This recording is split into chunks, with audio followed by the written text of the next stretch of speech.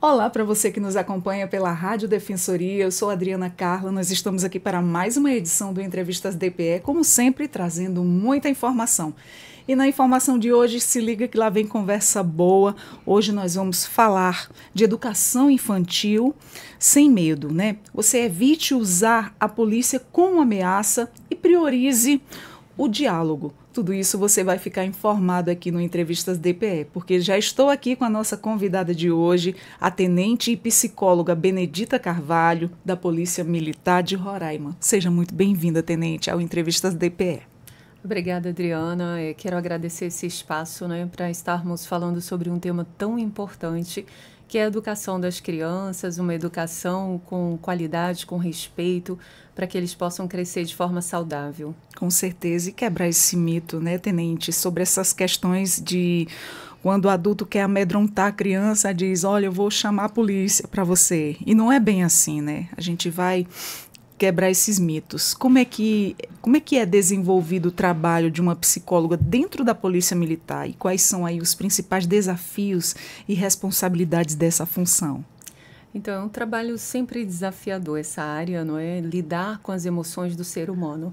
E dentro da Polícia Militar não é diferente, mas é um trabalho com muito cuidado, com muito respeito, com acolhimento, direcionado para os nossos policiais militares. Os profissionais ali estão em constante ação, né, passando por muitas situações diferenciadas e esse acolhimento, tendo ali uma policial preparada, sendo psicóloga também, você ajuda nessas questões? Sim, com certeza. E o fato de ser policial militar, além de psicóloga, nos traz essa vivência, o conhecimento do que é a profissão, de quais são as agruras, não é? As dificuldades enfrentadas no dia a dia e nos ajuda a ter uma percepção melhor do que o policial pode estar enfrentando e de qual é a interpretação, a leitura dele daquela situação. Com certeza. E o que despertou o seu interesse aí pela psicologia dentro de uma instituição como a Polícia Militar? Então, a psicologia sempre foi uma área que eu quis estudar desde muito cedo. Então, ingressei na Polícia Militar, no quadro combatente de praças. E durante o meu percurso na Polícia Militar, eu me graduei em psicologia e hoje a gente pode unir as duas coisas, né? São duas paixões, a Polícia Militar, a psicologia, e a gente pode unir essas duas coisas ao mesmo tempo. E de que forma a psicologia ela contribui, né, para o bem-estar emocional dos policiais e também para a aproximação, né, da corporação com a sociedade? Então, a psicologia ela traz o acolhimento, né? Traz o autoconhecimento, o fortalecimento dos vínculos, não é? Esse espaço para que o policial ele possa parar e lembrar, olha, eu não sou um super-herói, simplesmente, sabe? Aquele homem, aquela farda que está ali na rua, mas tem um ser humano por trás, um ser humano que tem uma família, que tem uma esposa ou um marido, que tem filhos, e que precisa também olhar para si enquanto pessoa, para que ele possa também contribuir, corresponder ao que a família espera e o que ele também espera de si enquanto ser humano, não somente enquanto profissional de segurança pública. Perfeito. Como é que a sua experiência na psicologia ela influencia aí a sua visão sobre relação entre autoridade, respeito e empatia, tanto no ambiente policial quanto na educação familiar também? Então, isso traz muito também dos princípios morais particulares, daquilo valores, que a gente né? acredita, dos valores, exatamente. Então, a Polícia Militar, ela é uma autoridade, uma figura de autoridade, não é? E essa hierarquia que muitas vezes se coloca como se fosse algo próprio do militarismo, nós sabemos que é algo da sociedade. Então, dentro do lar, existe uma hierarquia de papéis. Os pais, eles têm ali aquele papel de educar, e os filhos de obedecer, não é assim? Não é o inverso, não são os pais que obedecem aos filhos. Então, às vezes, nós percebemos esse espaço para falar de hierarquia como se ele fosse sendo estreitado. Mas a gente precisa voltar a falar sobre isso, porque a hierarquia ela existe dentro da sociedade em todos os âmbitos, não é só no militarismo. E dentro dos lares também existe essa hierarquia. Mas é uma hierarquia que ela precisa ser exercida com respeito, não é? Ela precisa ser exercida com propriedade, até onde eu posso ir, até onde é a minha autoridade e a partir de onde se torna um autoritarismo, a partir de onde se torna algo prejudicial. É na base que tudo tem que começar, né, Tenente? Porque assim, se você não dá uma boa educação para o seu filho, que futuro espera para essa criança, para esse jovem, se você não tem ali o controle, o domínio dentro de casa, essa autoridade de pai e de mãe, de estar ali, não, o que é certo, o que é errado, e encaminhar essa pessoa aí para um caminho acertado. Porque muitas vezes, esses jovens ali criados com muita liberdade, eles mesmos têm autonomia em cima dos pais, os pais vão perdendo essa autoridade de pai, de mãe, muitas vezes até o respeito, e aí é onde tudo aí se desenrola aí para um caminho aí muito, muito tortuoso, que a gente não vê um bom futuro aí nisso tudo, né? Quando tudo isso acaba. Exatamente, e não só no âmbito familiar, não é? De sociedade também, porque essas pessoas que são ali crianças, um dia vão ser adultos, vão ser cidadãos, não é? Vão estar compondo, atuando na sociedade, no meio social. E existe algo assim muito importante que a gente sempre fala quando se refere a criança, a adolescente. Eles estão sempre em processo de educação. Então, se o pai ele deixa de educar, se ele deixa de instruir, se ele deixa de pôr limite, alguém vai educar. Sejam as redes sociais, seja o amiguinho, seja outra pessoa, vai instruir de alguma forma, ele vai estar aprendendo. E muitas vezes errado, né? Exatamente, porque o pai, ele quer o melhor. Nós sabemos que todo pai, ele quer o melhor para o seu filho, então ele vai buscar ensinar aquilo que de fato vai fazer com aquela criança, com que aquela criança se torne um cidadão de bem, uma pessoa de bem. E nós não podemos dizer o mesmo das redes sociais, de um conteúdo aleatório, que ele clica por acaso, ou de algo que alguém na rua fala fora de contexto, se vai refletir algo bom na vida dele, na educação, não é? Daquela criança, daquele adolescente. A gente debate muito aqui na nossa mesa de conversa essas questões, né? Os pais às vezes saem para trabalhar, deixa ali o filho solto na rede social e fica com aquele telefone, ninguém tem um controle.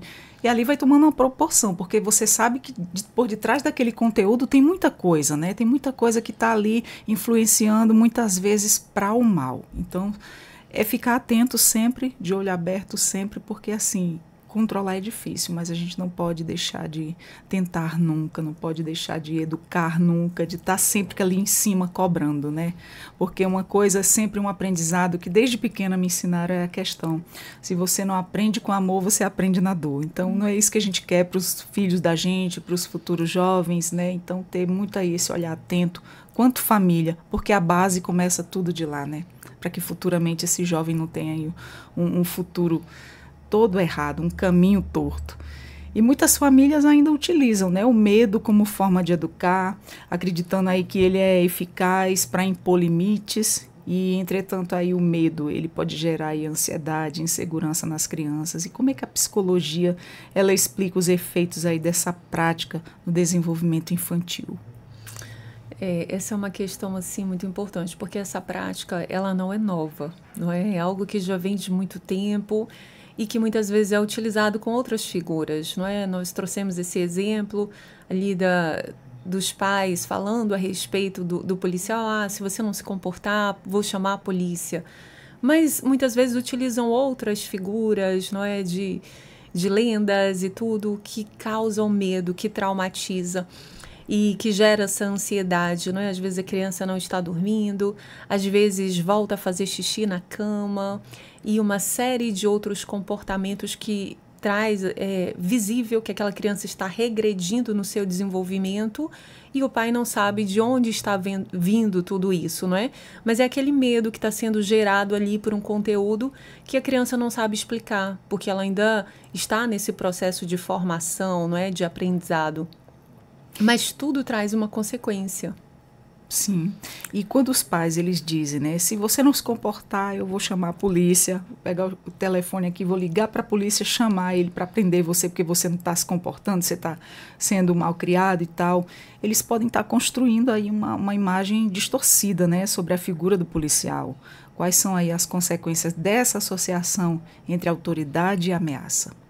O primeiro ponto que a gente precisa levantar é que a polícia, nós chamamos a polícia quando alguém está cometendo um ilícito. Então, enquanto pai, como eu quero que o meu filho se sinta em relação à polícia? Que ele se sinta seguro, que ele seja um cidadão de bem, não que ele olhe a polícia e ele se sinta como um criminoso, não é? A polícia está passando, a polícia vai me prender. Por quê? Então, esse é o primeiro questionamento que a gente traz, né? O primeiro ponto de reflexão. Mas o ideal, o que o pai deve fazer, a mãe deve fazer? Chegar e conversar. Não faça isso porque é errado. O certo é você fazer assim, faça dessa forma. Se comporte, explicando qual é a forma certa de fazer. O entendimento da criança, ele é bem menor do que o do adulto, não é? Até por conta do desenvolvimento que ainda está em processo. Então, o mais adequado é dizer o que ele deve fazer. Você deve se comportar assim, fazer dessa forma, em vez de dizer não faça. Porque isso gera uma confusão. Não faça, mas e aí? Como é que eu devo agir? O que eu devo fazer? Ele vai ficar confuso, vai ficar perdido, não é? Enquanto aquele ser que ainda está em aprendizado. Exatamente. A gente sabe que eles não fazem esse tipo de ameaça e vai chamar de verdade. É ali fazendo um medo, mas aí é tirar isso de plano, porque isso não funciona, né? Isso vai fazer medo, aí a criança vai ficar com medo da polícia, sabendo que os policiais estão aqui para proteger a gente, né? E não causar esse tipo de coisa aí. Eu acho isso muito errado. Uma vez é questão de escola, quando você não passa esse tipo de ensinamento para o teu filho, mas ele convive ali com outras crianças na escola. E aí é meio complicado. E eles chegam, quando crianças, chegam relatando, né? Mamãe, o fulaninho disse que não sei o que, se a gente não se comportar, a polícia prende a gente. Eu disse não. Aí fui lá explicar. Eu disse não, a polícia não prende. A polícia prende bandido, a polícia protege a gente. Quando a gente está em perigo, a gente liga para eles protegerem a gente.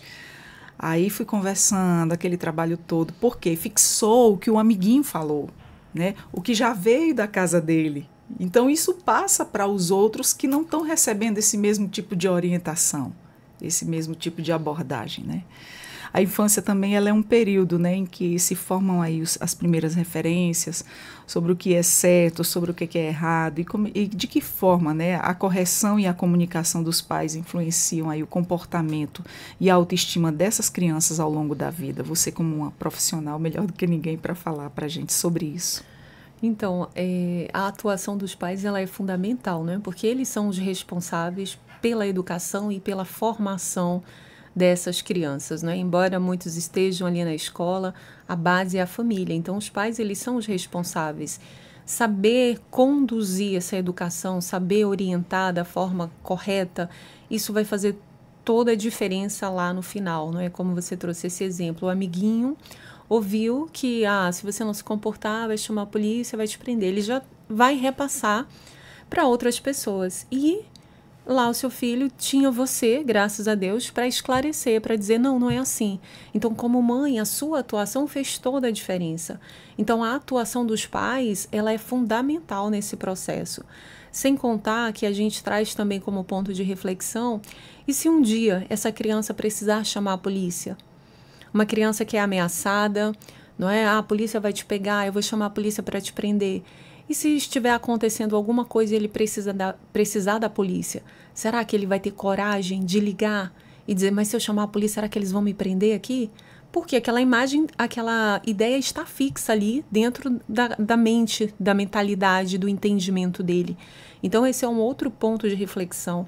Ensinar para as crianças que a polícia ela está aí para proteger a sociedade, para ajudar nos momentos de dificuldade, nos momentos em que se precisa de ajuda, não é? É aquela instituição que está ali, de fato, para prestar um suporte para a criança, para o adulto, seja para quem for que acionar a polícia. E falando nisso tudo, Tenente, quais são os sinais que podem indicar aí que uma criança ela está sendo educada sob uma carga emocional de medo e insegurança? Fora esse exemplo aí que eu citei. Então, a ansiedade é muito presente hoje, não é? Nós sabemos que o Brasil, hoje apontado pela Organização Mundial de Saúde, é o país mais ansioso do mundo. E isso não foge às crianças. Então, esses sinais de ansiedade, o sinal de medo, e muitas vezes isso se manifesta no desenvolvimento também. É a fala que demora para se desenvolver, é uma criança que já havia sido desfraldada e de repente volta de novo a fazer xixi na cama. Começa a regredir, né? Começa a regredir no seu desenvolvimento ou para de evoluir. Nossa, isso é muito sério, né? A gente sabe que a disciplina ela é importante, mas deve vir aí acompanhada, né, com afeto, com coerência. E como é que os pais eles podem equilibrar essa firmeza e acolhimento na hora de impor os limites, né? Porque muitas vezes é a questão da ameaça, né? Porque perderam ali a autoridade de pai e mãe e vai para a base da ameaça. Esse é um ponto muito importante, porque nós sabemos que os pais hoje trabalham, vão para um lado, vão para o outro, e muitas vezes quando chegam em casa para educar, para estar com o filho, eles não têm mais paciência, não têm mais energia, e aí às vezes é na base do grito, não tem um diálogo, não senta para conversar, sabe? Não senta para saber como foi o dia do filho, ou para olhar um pouco, né? Só para ficar ali junto, ter a presença. Então é importante o quê? Em vez de gritar, conversar, falar, olha, eu preciso que você faça isso. E se aquela atitude tem uma consequência, explicar qual é a consequência, não é? Se você fizer tal coisa errada, a consequência é isso. Nós não quero que isso aconteça com você. Você acha que seria bom? Trazendo essa reflexão. Então, o diálogo, ele é a base, não é? Fundamental. E num tom de tranquilidade, não é? Porque o grito, a ameaça, são sinais do quê? De violência, né? Quando a gente traz isso para o mundo adulto, nós sabemos, se você tem uma conversa com outro adulto, que ele está gritando, que ele está te ameaçando, a gente interpreta isso como o quê? Como uma violência. Então, por que a gente não olha dessa forma também para a educação com as crianças? Por que tem que ser na base do grito ou da ameaça? Então, pode ser feito de uma forma diferente, pode se falar com calma, pode se explicar o que quer que a criança faça. Eu preciso que você faça desse jeito, vamos guardar os brinquedos, agora é hora de guardar os brinquedos, em vez de gritar, não faça bagunça. Então, é muito mais assertivo você dizer para a criança o que você espera dela. Então, se você não guardar os brinquedos, você não vai brincar de novo. E outra coisa importante é manter. Então, quando a gente fala de firmeza, é você dizer algo e manter aquilo. Porque se o pai ele põe um limite e quando a criança faz birra, quando ela chora, ele tira aquele limite, a criança vai aprender o quê? Que com a birra ela consegue romper. E toda vez ela vai fazer aquilo porque ela consegue o que ela quer através da birra. Então, mesmo que o filho chore, ele precisa lembrar, não, eu disse que isso vai ser desse jeito e manter, não é? Você não vai brincar dessa vez porque você não guardou os brinquedos da outra vez. Então, precisa manter o que foi dito, não é? Isso é firmeza. Com certeza. E ali está constantemente, né? Porque não adianta só ir aquela vez. É assim um trabalho diário, é um trabalho constante. É cansativo, mas faz toda uma diferença, né? Nessa educação dessa criança. No futuro dela também. Sim, sim, com certeza. Educar não é algo simples, não é? Não é simplesmente você morar debaixo do mesmo teto com o seu filho. Isso não significa que você está educando. Educar é ensinar, não é? Educar é você apoiar, educar é você dar suporte, é você promover um ambiente saudável, né? Tudo isso faz parte da educação. E como a gente estava falando sobre essa questão também, né, essa instigação que os pais sempre fazem aí com os filhos, né? Se você não se comportar, vou chamar a polícia. O que pode ser feito aí para mudar essa percepção social? O que você aconselharia nesse momento aqui que as pessoas estão nos acompanhando? O que os pais podem estar desmistificando, né, em relação a isso? Porque é recorrente, né? Infelizmente. Sim, sim, é recorrente. E quando a gente olha para um cenário desse, a gente percebe que é muito mais fácil você terceirizar. É como se você terceirizasse. Olha, quem vai te corrigir é a polícia, quando, na verdade, quem precisa corrigir é o pai. Então, a gente diz o quê? Espaços como esse para falar sobre o assunto, para informar, para educar, para instruir, e também paciência dos pais, não é? Porque essa é uma função que eles têm aí por longos anos, não é? Para educar, para ensinar, então paciência. Cada fase. Cada fase. Reserve um tempo do seu dia, não é? Esse tempo é para o meu filho, com paciência, com tranquilidade, para ensinar, para olhar para ele, para educar, para saber como ele está. Porque com certeza, se ele reservar esse tempo, se ele tiver um pouco de paciência, em vez de só gritar e dizer não faz isso, sabe? Aquele ambiente confuso, aquela loucura, não é? Com certeza essa criança ela vai ter um ambiente saudável para crescer. Tenente, como é que a Polícia Militar de Roraima ela tem trabalhado para aproximar-se aí das crianças, né, e das famílias, mostrando um lado mais humano e educativo aí da corporação? Então, esse viés comunitário da Polícia Militar, ele sempre existiu, não é? Há muito tempo. E a Polícia Militar, ela tem muitas ações, não é? Vez ou outra a gente vê esses vídeos com as crianças. Muitas vezes já vi passeio na viatura, não é? Aproximando, chegando perto. Olha, esse é o policial, essa é a viatura. Ações como essa de falar sobre esse assunto, Dia das Crianças, brinquedos, não é? Tem um vídeo de uma ação recente agora, entrega de brinquedos, essa aproximação com a comunidade, não é? Eu vi um vídeo muito interessante nas redes sociais, era o pessoal das motos. Chegaram no aniversário, foram fazer surpresa. Sim. Nossa, eu achei tão bonito, achei tão lindo aquilo ali, né? É uma atenção, é uma aproximação, é desmistificar isso de que a polícia prende criança danada, não é bem assim, tá ali para proteger, tá ali para ajudar, tá ali para somar, né?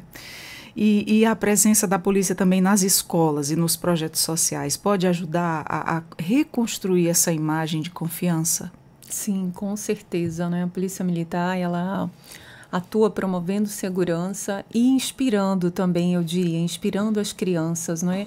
A quererem um futuro, não é? Muitas crianças que querem ser policiais militares, crianças que querem convidar, não é? Eu quero a Força Tática ou um outro grupamento aqui no meu aniversário, eu quero ser policial quando eu crescer. Então, isso é inspirar. E isso é muito importante, não é? Por quê? Porque nós sabemos que aquele cidadão, ele vai buscar um caminho reto, digamos assim, para alcançar aquele objetivo.